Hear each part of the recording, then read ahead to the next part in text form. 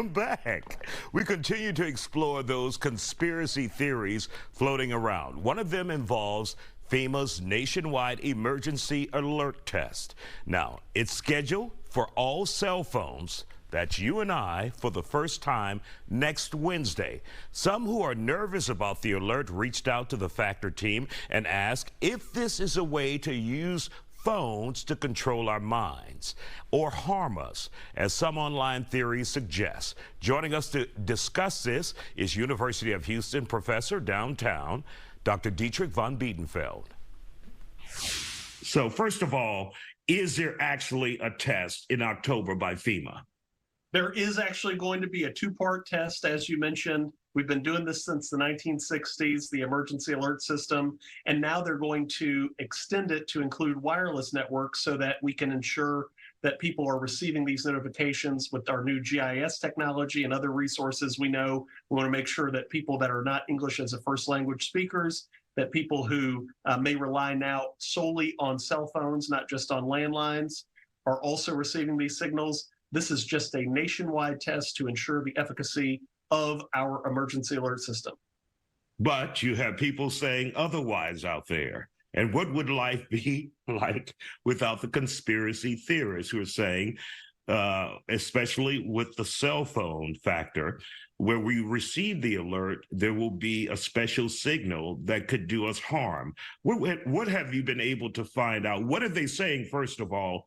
And obviously, you know, many people don't put weight into it, but so many people wrote me about it. I said, let's talk about it. Well, the reality is we can ask the indigenous peoples about trusting the government. We're here from the government. We're here to help you. Oh, well, you just won the conspiracy theorist case. Right. C.M. Kornbluth will tell you, if you go back to the book, The Marching Morons, back in the day about some corrupt real estate mogul convincing an entire voting bloc. I'm not drawing any analogies to current politicians, but that person convincing people that they're going to be saved and then in reality sending them off to their doom.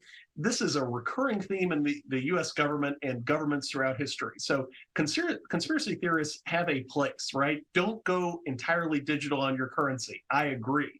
But in this case, the idea that graphene oxidization and other signals are going to activate some sort of COVID planted attribute within your system, it's just not scientifically probable or possible as far as the science that we know. We know the science changes, right? So the conspiracy theorists have a place. When we talk about the health benefits of spinach or other things that we've sort of gone back and forth on throughout time, where the government experts have told us one thing and then had to retract that later on.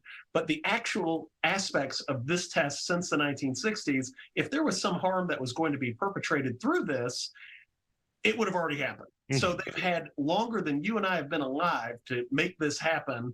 They wouldn't have waited this long to perpetrate some sort of mass fraud on the American people in that sense. The only danger that I can see with this mass test is if there were an actual attack or some disruption to the U.S. infrastructure on October 4th, people would think it was a test. So that actually is a danger. But as far as these theories that the COVID vaccine is now going to be activated by some wireless signal, I mean, you still have to fill out paper tax reports, right? The government isn't that sophisticated. If they were that smart, they would have figured this out already.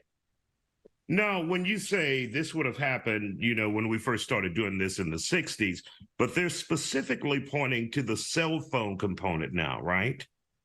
Absolutely. And there are going to be people who say this new. And that's new for the viewers. That's new. That's a new component.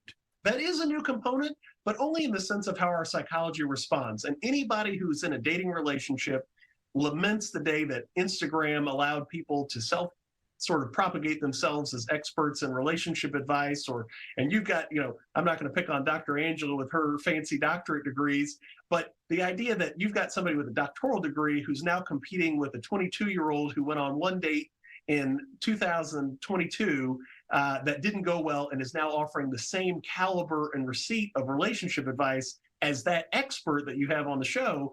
That's one of the challenges we run into now with the technology. So the only challenge now with the cell phones is people have a new medium to claim the transferal processes or properties, and that's just not going to impact the idea of the science.